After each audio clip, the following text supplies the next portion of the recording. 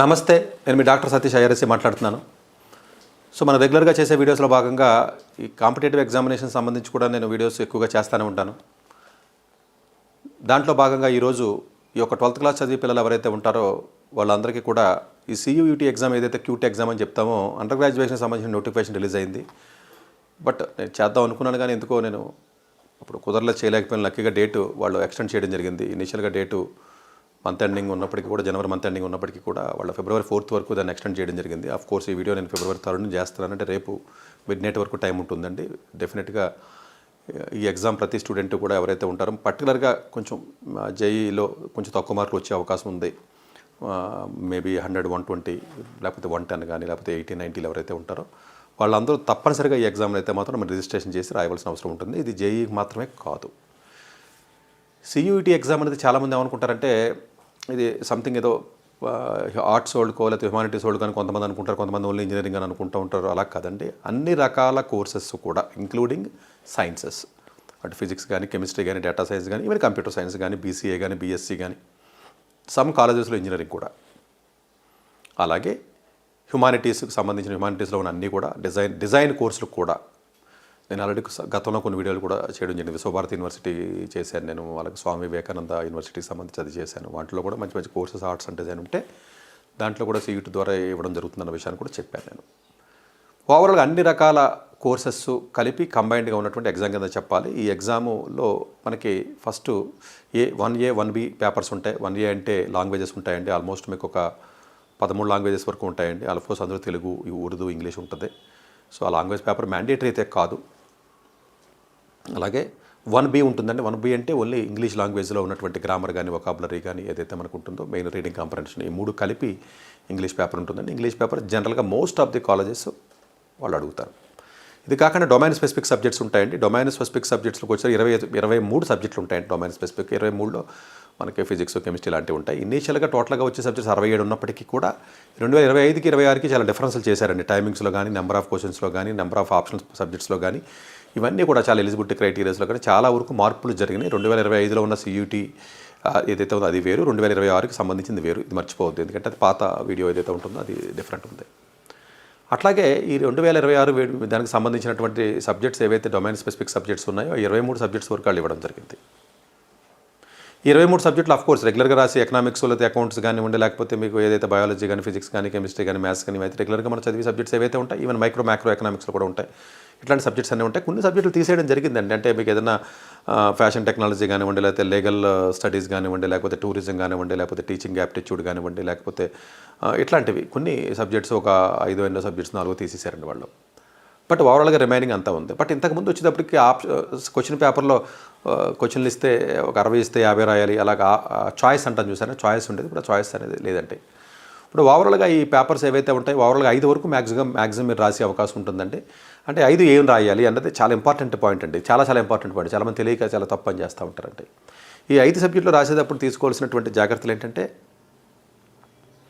ఈ 5లో జనరల్గా మీరు అప్లై చేసి కోర్స్ ఎలాంటి కోర్స్ అప్లై చేస్తారని దాన్ని బట్టి, ఫర్ ఎగ్జాంపుల్ బయాలజీకి సంబంధించిన తర్వాత ఏదో ఒక కోర్స్ అప్లై చేయాలి, ఏదో బయాలజీ లేదా బయోకెమిస్ట్రీ సంథింగ్.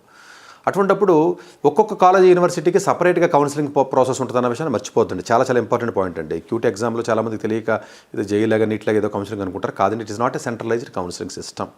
ఫ్యూచర్లో చేద్దామని చెప్పి అనుకుంటున్నారు, మేబీ చేయొచ్చు. ఇది సపరేట్గా ఇండివిజువల్గా ఒక్కొక్క కాలేజీకి వెళ్ళినప్పుడు వాళ్ళ రిక్వైర్మెంట్స్ మారిపోతాయి. కొన్ని కాలేజీల్లో వాళ్ళు ఏమంటారంటే అసలు ఇంగ్లీష్ లాంగ్వేజ్తో అవసరం లేదనొచ్చు.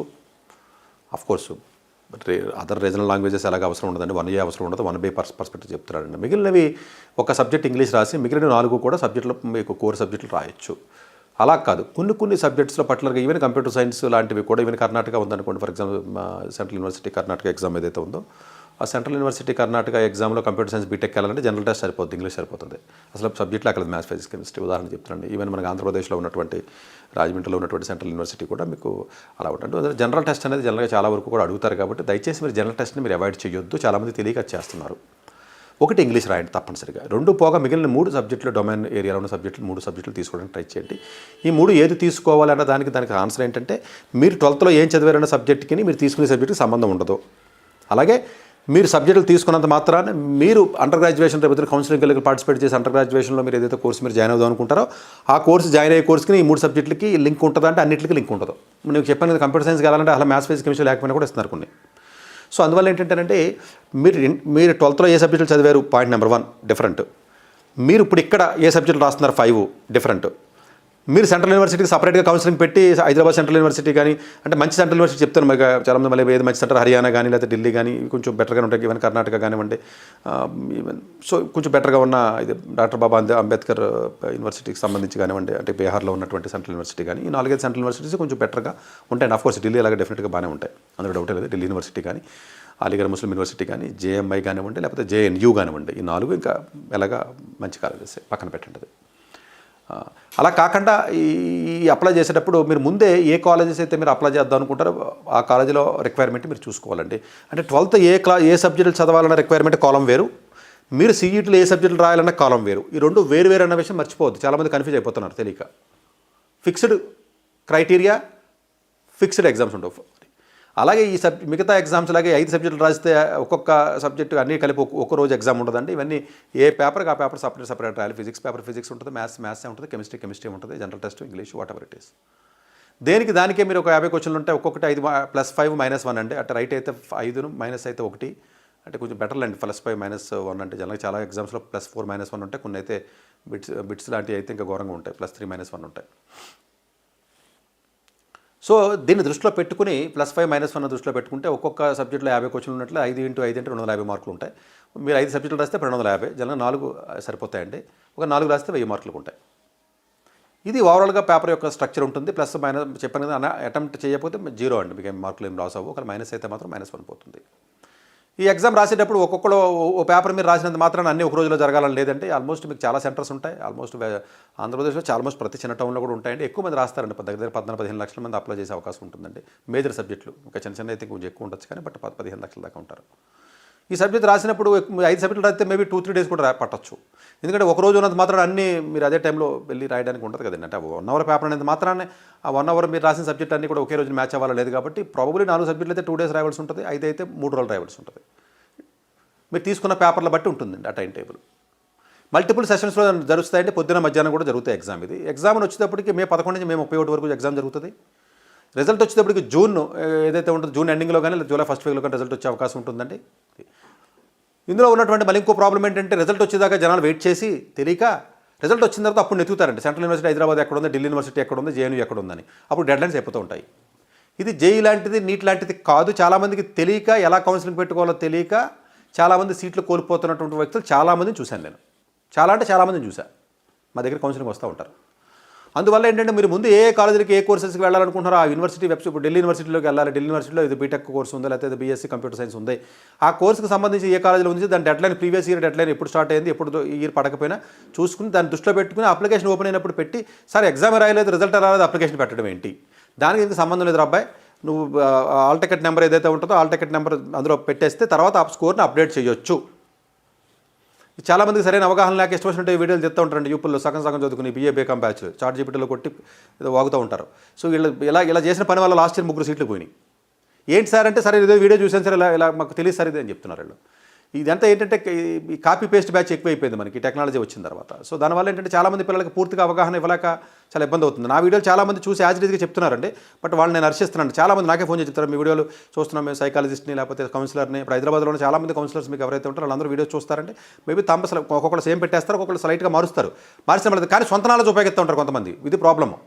సొంత నాలెడ్జ్ ఉపయోగించండి బాబు, మీకు 2 చేతులు పెట్టి దండం పెడతాను. మీరు ఎవరైతే కౌన్సిలర్స్ ఉన్నారో లేకపోతే ఎవరైతే సైకాలజిస్టులు ఉన్నారో వేరే ఎవరైతే ఉన్నారో యాజ్ ఇట్ ఈజ్గా ఈ కంటెంట్ని చెప్పండి. మీరు కొత్తగా బ్రెయిన్ అప్లై చేసి అందులో పెట్టడం వల్ల మొత్తం ప్రాబ్లం అయిపోతుంది వాళ్ళకి.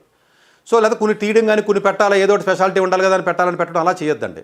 సో జనరల్గా మీరు పెట్టినప్పుడు యాజ్ ఈజ్గా పెట్టండి. ఎందుకంటే చాలామంది నన్ను అడుగుతారండి, అడగకపోవడం లేదండి, నేను తప్పు అని చెప్పట్లేదండి. ఎక్కువ మందికి నాలెడ్జ్ వెళ్ళాలంటే నా ఒక్కటి వీడియో వల్ల అవ్వదు కాబట్టి చాలామందికి చెప్తాం. ఇప్పుడు హైదరాబాద్లో ఉన్న కౌన్సిలర్స్ ఎవరైతే ఉన్నారో మేజర్ కౌన్సిలర్స్ వాళ్ళందరూ యాజ్ ఈజ్గా ఇప్పుడు నేను QS వరల్డ్ ర్యాంక్ అంటే చెప్తారు, లేకపోతే ఏదైనా యూనివర్సిటీ చెప్తారు, లేకపోతే సింగపూర్ అంటే సింగపూర్ చెప్తారు, లేకపోతే ఇప్పుడు CUT అంటే CUT, లేకపోతే ఫిజిక్స్ ఏ బుక్లు చదవాలంటే ఫిజిక్స్ ఏ బుక్లు చెప్తారు. అది చెప్పినప్పుడు చాలామంది చేసే తప్పు ఏంటంటే దీన్ని తీసుకెళ్ళి ఏ చాట్ జీపీటీలోనే వేసి ఇంకో దాంట్లో వేసి వచ్చిన ప్రింట్ చదివేస్తున్నారు. ఇప్పుడు ఇదో పెద్ద ప్రాబ్లం అయిపోయిందండి. ఆ చాట్ జీపీటీలో వేసి ఆ ప్రింట్ చదివేయడం వల్ల తెలియదండి. ఎందుకంటే చాట్లో చాలా ఆస్పెక్ట్స్ ఉంటాయండి. మీకు ఆ ప్రాంప్ట్స్ సరిగ్గా ఇవ్వడం రాదు, చాలా మనకు తెలియని విషయాలు చాలా ఉంటాయండి. సో అందువల్ల ఏంటంటే ఇది చాలా తప్పు జరుగుతుందండి. అది జరగకుండా ఉండాలి కాబట్టి నేను 1-2 సార్లు చెప్తున్నాను. నేను దయచేసి అర్థం చేసుకోండి. ఒకవేళ సరిగ్గా పూర్తిగా ఈ వీడియోలోనే చెప్పలేకపోతే నా పాత వీడియోలో కూడా దొరకవచ్చు మీకు. సో CUET అనేది మీరు చదివిన 12th సబ్జెక్ట్స్ వేరు, మళ్ళీ మినిమం పర్సెంటేజ్ వేరు ఉంటుందండి. కొన్ని సెంట్రల్ యూనివర్సిటీ మినిమం 60% సరిపోతాయి, కొన్ని 50% సరిపోతాయి, కొన్ని 60% సరిపోవు. మళ్ళీ కొన్ని only maths, physics, chemistry core సబ్జెక్ట్లో పర్సెంటేజ్ తీసుకుంటే, కొన్ని ఓవరాల్గా తీసుకుంటాయి. ఇప్పుడు హైదరాబాద్ సెంట్రల్ యూనివర్సిటీ ఉందనుకోండి, 5 years కోర్సెస్ ఉంటాయి ఇందులో సెంట్రల్ యూనివర్సిటీస్లో జనరల్గా. ఆ 5 years కోర్సెస్ ఎలిజిబిలిటీలో చూసుకున్నప్పుడు 5 years MSc physics, 5 years MSc chemistry అని ఉందనుకోండి, ఆ ఎలిజిబిలిటీ చూడాలి. అట్లా ఇంకొక ఇంపార్టెంట్ పాయింట్ ఏంటంటే, ఎవరైతే డేటా సైన్స్ చదువుదాం అనుకుంటారో, డేటా సైన్స్లో ఉన్న ఏకైక అడ్వాంటేజ్, గ్రేట్నెస్ ఏంటంటే మీరు మ్యాథ్స్ చదవాల్సిన అవసరం లేదు 12th. చాలా యూనివర్సిటీసు కంప్యూటర్ సైన్స్ అయితే, IT అయితే ఇవ్వవు, కానీ డేటా సైన్స్ ఇస్తాయి మీకు. ఈవెన్ బైపీసీ స్టూడెంట్స్కైనా, లేకపోతే CEC స్టూడెంట్స్కైనా, HEC స్టూడెంట్స్కైనా డేటా సైన్స్ ఇస్తాయి. చాలా కొన్ని కాలేజీలు ఇస్తే ఆ కాలేజీలు చూసుకుని మీరు సెంట్రల్ యూనివర్సిటీస్లో ఆ ఎలిజిబిలిటీ క్రైటీరియా చూసుకోవాలి. ఆ డేటా సైన్స్ ఇచ్చి కోర్సు కాలేజీలు ఏవైతే ఉంటాయో వాళ్ళ మ్యాథ్స్ పేపర్ మీరు రాయమని అడగరు వాళ్ళు జనరల్గా ఏమడుగుతారు, జనరల్ టెస్ట్ ఇంగ్లీష్ సరిపోద్దని చెప్తారు వాళ్ళు. సో ఇది మళ్ళీ. సో అందువల్ల course for example Banaras university ఉందండి. బనారస్ యూనివర్సిటీలో ఫుడ్ ఇంజనీరింగ్ ఉంటుంది, ఫుడ్ టెక్నాలజీ ఉంటుంది, డైరీ టెక్నాలజీ ఉంటుంది, డైరీ సైన్స్ ఉంటుంది. సో ఇంజనీరింగ్ అన్నప్పుడేమో మ్యాథ్స్, ఫిజిక్స్, కెమిస్ట్రీ మీరు అనొచ్చు. మీరు సరే ఫుడ్డే కదా నాకు సంబంధం ఉంది కదా అని మీరు అనొచ్చండి. కాదు, మీరు పేపర్ మ్యాథ్స్, ఫిజిక్స్, కెమిస్ట్రీ రాసేసిన మీరు 12th క్వాలిఫికేషన్లో మ్యాథ్స్ లేకపోతే ఫుడ్ ఇంజనీరింగ్ వాడు న్యూట్రిషన్ కోర్సు ఉంటుంది. ఆ న్యూట్రిషన్ కోర్సులో మీ పేపర్ మీరు బైపీసీ చదివినా ఇస్తారో, మీరు పేపర్లో కూడా బైపీసీ సబ్జెక్ట్ రాయొచ్చు, ఇంగ్లీషు జనరల్ టెస్ట్ రాస్తారు. వీళ్ళు ఏం చేస్తారు, మళ్ళీ సెంట్రల్ యూనివర్సిటీ 5 యావరేజ్ చేస్తారండి టోటల్ స్కోర్. ఇప్పుడు ఢిల్లీ యూనివర్సిటీ ఉంది, BSc కంప్యూటర్ సైన్స్ చదవాలి. BSc కంప్యూటర్ సైన్స్ 4 సబ్జెక్టులు తీసుకుంటాడు వాడు. ఆనర్స్ వస్తాయండి, 4 years కోర్సు బాగుంటుందండి, అది బాగానే ఉంటుంది. ఢిల్లీ యూనివర్సిటీలోనే 70,000 సీట్లు ఉంటాయి. ఇందులో మొత్తం 3 లక్షల సీట్లు ఉంటాయి. ఇందులో యాక్చువల్గాను 15 లక్షల మంది రాస్తే, అంటే చెత్త చదవడం కోర్సులు చాలా ఎక్కువ ఉంటాయి అనుకోండి. ఇప్పుడు ఢిల్లీ యూనివర్సిటీలో 70,000, 80,000 సీట్లు ఉన్నాయంటే అన్ని మంచి అని కాదు, అందులో చాలా వరకు చెత్త ఉంటాయి. 90% కొన్ని మంచి సీట్లు ఉంటాయండి. ఆ పర్టికులర్ సీట్లు అన్ని ఢిల్లీ యూనివర్సిటీ కింద వచ్చిన అన్ని కాలేజీలకు ఇదే ఉంటుంది. దీనికి మళ్ళీ రిజర్వేషన్స్ అన్ని వర్తిస్తాయి, SC, ST, OBC అన్నీ వర్తిస్తాయి, ఇబ్బంది ఏమీ లేదు. లోకల్ నాన్ లోకల్ చాలా వరకు సెంట్రల్ యూనివర్సిటీస్కి ఉండవు. సరే అది పక్కన పెట్టండి, సపరేట్ టాపిక్ అది. సరే ఈ పర్టికులర్ మీరు అప్లై చేసినప్పుడు 4 సబ్జెక్టులు తీసుకున్నాడు, 4 × 250 అంతా 1000 కట్ ఆఫ్ పెడతాడు. జనరల్గా ఢిల్లీ యూనివర్సిటీ అంటే ఒక 850, 900 అలా ఉంటుందండి కంప్యూటర్ సైన్స్కి. వేరే కోర్స్ అయితే మరి మారిపోతూ ఉంటుంది. JMA ఉంది, అలీగర్ ముస్లిం యూనివర్సిటీ ఉంది. JMAలో మరి 2 స్టేజ్లు ఆఫ్ స్క్రీనింగ్ ఉంటుందండి. వాడు CUT నుంచి కూడా తీసుకుంటూ ఉంటాడు. ఇంజనీరింగ్లో 2 పార్ట్లుగా చేసాడండి అన్నట్టు. యాక్చువల్గా ఫస్ట్ స్క్రీనింగ్ అని తీసుకుంటారు. ఇప్పుడు అలీగర్ ముస్లిం యూనివర్సిటీ ఉంది, అందులో కూడా మీకు కంప్యూటర్ సైన్స్ రిలేటెడ్ కోర్సెస్ కొన్ని ఉంటాయి, మంచి కాలేజెస్ అండి. యాక్చువల్గా JNU ఉంది, JNUలో ఆఫ్ కోర్స్ మీకు BCA కోర్సు ఉంటుందండి, BSc కానీ రిలేటెడ్ ఉంటాయండి. కంప్యూటర్ సైన్స్ ఇంజనీరింగ్ ఉండాలని లేదు. ఈవెన్ బనారస్ యూనివర్సిటీలో కూడా BSc కోర్సెస్ ఉంటాయి. సో సమ్టైమ్ మీకు ఇంజనీరింగ్ చెత్త కాలేజీలో, డీమ్డ్ కాలేజీలోనూ, లేకపోతే ఈ MCET కాలేజీల కంటే మేబీ ఇలాంటి కాలేజీలో పోయి BSc ఆనర్స్ చదవడం బెటర్ అంటే బెటరే. కర్ణాటక సెంట్రల్ యూనివర్సిటీస్లో ఆంధ్రప్రదేశ్ అంత పెద్ద బాగోదండి. మేబీ బీహార్ కొంచెం బెటర్గా ఉంటే ఫ్యాకల్టీస్ రిక్రూట్మెంట్ జరగట్లేదండి, అది ప్రాబ్లం. యాక్చువల్గా ఫ్యాకల్టీ రిక్రూట్మెంట్ జరుగుంటే బాగానే ఉండేది. బట్ సపరేట్ టాపిక్ ఎప్పుడైనా మళ్ళీ సపరేట్గా మాట్లాడతాను మళ్ళీ ఇది. సో ఓవరాల్గా మీరు ఎగ్జామ్ రాసేటప్పుడు తీసుకోవాల్సినటువంటి జాగ్రత్తలు ఏంటంటే, గంట పేపర్ ఉంటుంది కాబట్టి 5 సబ్జెక్టులు రాస్తే బెటర్. ఆలోచించండి, మేబీ 4 అయినా కూడా సరిపోతుంది. మీరు కౌన్సిలింగ్ ఏ కాలేజెస్ పెడదాం అనుకుంటారో ముందే చూసుకుని, ఆ కౌన్సిలింగ్ కాలేజెస్ అన్ని కూడా వెబ్సైట్లన్నీ లాస్ట్ ఇయర్ డెడ్లైన్స్ అన్ని చెక్ చేసుకుని దాన్ని ప్యారల్గా రిజిస్టర్ చేసుకుని మీరు హాల్ టికెట్ నెంబర్ పెట్టచ్చు. తర్వాత మీ యొక్క స్కోర్ని అప్డేట్ చేసుకోవచ్చు. ఎలిజిబిలిటీ చూసినప్పుడు 12th ఏ సబ్జెక్టులు చదవాలి, అలాగే మీరు జాయిన్ అయ్యే కోర్స్కి MSc ఫిజిక్స్, MSc కెమిస్ట్రీ, లేదా data science, Hyderabad central university, Delhi central యూనివర్సిటీలో ఏ పేపర్లు రాయాలి, CUT పేపర్లో ఏ పేపర్లు రాయాలని చెప్తాడు. ఒక 2 పేపర్లు రాయడం, రెండింటికి 2 రాత్రి 250 × 2 500. ఈ 500కే కట్ ఆఫ్ పెడతాడు వాడు. ఇది పర్సంటైల్లో ఇస్తాడు JEE లాగానే, ఓకేనా. అది ఇలాగే CUTలో మ్యాథ్స్ ఒకటే రాశారనుకోండి. ఫర్ ఎగ్జాంపుల్ ఈ JEEలో ఉన్న టాప్ స్టూడెంట్స్ ఎవరైతే ఉంటారో ఓన్లీ మ్యాథ్స్ రాయండి. సో వాళ్ళకి మిగతా ఎలాగ వచ్చే అవకాశం ఉంది టాప్ స్టూడెంట్. ఎందుకంటే మ్యాథ్స్లో ఉంటే మనకి ISIలో BSDS ఉంది కదంటే, వాడు ఇందులో మంచి పర్సెంటేజ్ వస్తే మ్యాథ్స్తో డైరెక్ట్గా వెళ్ళొచ్చు. వీళ్ళు తీసుకుంటున్నారు ఇప్పుడు కొత్తగా ISIలో BSDS కూడా తీసుకుంటున్నారు CUTలో ఉన్న మ్యాథ్స్ స్కోర్. బట్ అందుగురించి దీనికి కొంచెం పాపులారిటీ వచ్చింది. సో CUT ఎగ్జామ్ చాలామంది JEEలో స్టూడెంట్స్ ఎవరైతే ఉంటారో కొంచెం యావరేజ్గా 140, 150 మార్కులు వచ్చి బ్యాచ్ ఏదైతే ఉంటుందో వాళ్ళందరూ కూడా రాయండి. అఫ్కోర్స్ 200 దాటిన వాళ్ళు పెద్దగా అవసరం ఉండకపోవచ్చేమో, కొంచెం మంచి కాలేజీలు వచ్చే అవకాశం ఉంటుంది. ఎందుకంటే ఈ NITలు చిన్న NITలు, ఇప్పుడు NIT తాడేపు కూడా పోతాను, అది అక్కడెక్కడ NIT పోతాను. NITలో సగం NITలో అసలు రీసెర్చ్ కాదు కదా, అసలు ల్యాబ్సే ఉండవు అక్కడ. చాలా NITస్లో కూడా ఇప్పుడు అదే పరిస్థితి.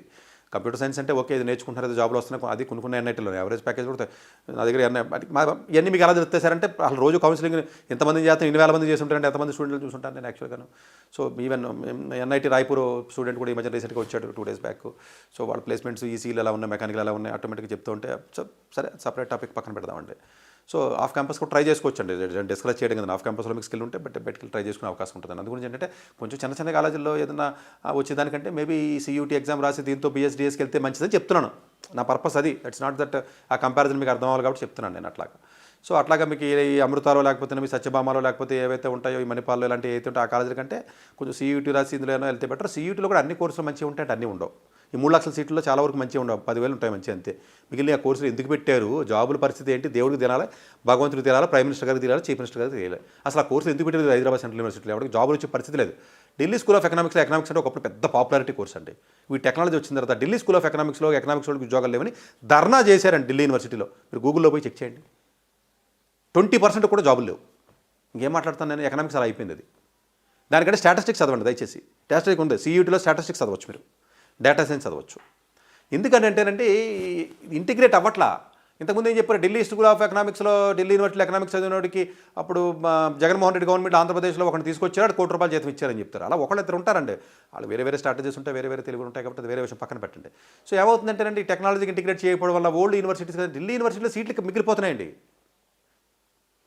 రీసెంట్గా కూడా సిఎన్బిసి న్యూస్లోడు, సిఎన్ఎన్ న్యూస్లోడు ఈ పాల్కి శర్మ ఆవిడ కూడా చెప్పిందండి, మోస్ట్ పాపులర్ న్యూస్ జర్నలిస్ట్ కదా, మీకు చాలామందికి తెలిసే ఉంటుంది. అసలు ఆ ఢిల్లీ యూనివర్సిటీ వీడియో వింటే మీకు మతిపోతుంది. మీకు అసలు సీట్లన్నీ మిగిలిపోతున్నాయి, 2 రౌండ్, 3 రౌండ్, 4 రౌండ్, 5 రౌండ్, ఎవడో జాయిన్ అవ్వట్లేదు. రీజన్ ఏంటంటే ఆ కోర్సెస్కి డిమాండ్ లేదు, ఓల్డ్ సిలబస్లు ఇవన్నీ. ఇలా చెప్తే సతీష్ గారు మాకు హ్యూమానిటీస్ లేకపోతే ఎలా బతుకుతాం, ఆర్ట్స్ లేకపోతే ఎలా బతుకుతాం, సోషల్ లేకపోతే దేశమే లేదు, లేకపోతేనేమో ఇది లేకపోతే కమ్యూనికేషన్ స్కిల్స్ లేకపోతే దేశమే లేదు. కమ్యూనికేషన్ స్కిల్స్ ఎందుకు? ఇప్పుడు మొత్తం టెక్నాలజీ వస్తే మెయిల్ రాయాలన్నా, మాట్లాడాలన్నా, మీటింగ్ వెళ్ళాలన్నా అన్నీ కూడా అదే ఇస్తుంది. ఇంకా కమ్యూనికేషన్ స్కిల్స్ ఏంటి నాకు అర్థం కాదు. సో ఇది ఈ ట్రెండింగ్లోంచి బయటకు వచ్చాయండి. ఫస్ట్ ఈ సెంట్రల్ యూనివర్సిటీస్ కూడా చాలా వరకు బాగోవు. చాలామంది స్టూడెంట్స్ ఉంటారు మా దగ్గరికి వచ్చి కౌన్సిలింగ్ వచ్చినప్పుడు. నేను నా దగ్గర ఎందుకంటే రియల్గా కౌన్సిలింగ్ వచ్చింది, ఏదో యూట్యూబ్లో మిగతా వాళ్ళకి ఏదో చదివి చెప్పడం కాదు కదా, చాలామంది చూస్తూ ఉంటాం కాబట్టి మాకు ఐడియా ఉంటుంది కాబట్టి ప్రొఫెసర్లతో చెప్తున్నాను. సో ఇందులో డెఫినెట్గా కొన్ని మంచి కాలేజీలు మంచి కోర్సులు ఉన్నాయి. ఆ కోర్సులు కొంచెం క్వాంటిటేటివ్ కోర్సులు, టెక్నికల్ కోర్సులు వెళ్ళండి. ఇంకా మ్యాథ్స్ చదవలేదురా బాబు, మీకు దేనికి వెళ్ళాలరా బాబు, డేటా సైన్స్కి వెళ్ళండి. ఇంకా ఈ 2 కూడా వద్దురా అంటే మేబీ డిజైన్ కోర్సులు ఉన్నాయి మంచి కాలేజీలు, ఆ డిజైన్ కోర్సులకు వెళ్ళండి. ఇది ఓవరాల్గా ఉన్నటువంటి సియూటీకి సంబంధించింది. ఇమీడియట్గా అప్లికేషన్ పెట్టండి. రేపు సాయంత్రం లాస్ట్ డేటు. మేబీ ఎంతమంది మరి చూడగలుగుతారో తెలియదు. మీకు మంచి డెఫినెట్గా ఇది ఫార్వర్డ్ చేయండి, ఎక్కువ మందికి చెప్పండి, ఎవరికైనా కొంచెం మీకు మంచి జరుగుతుంది. అందరికీ కూడా దీనికి అప్లై చేసి రాసుకునే అవకాశం ఉంటుంది. Thank you very much.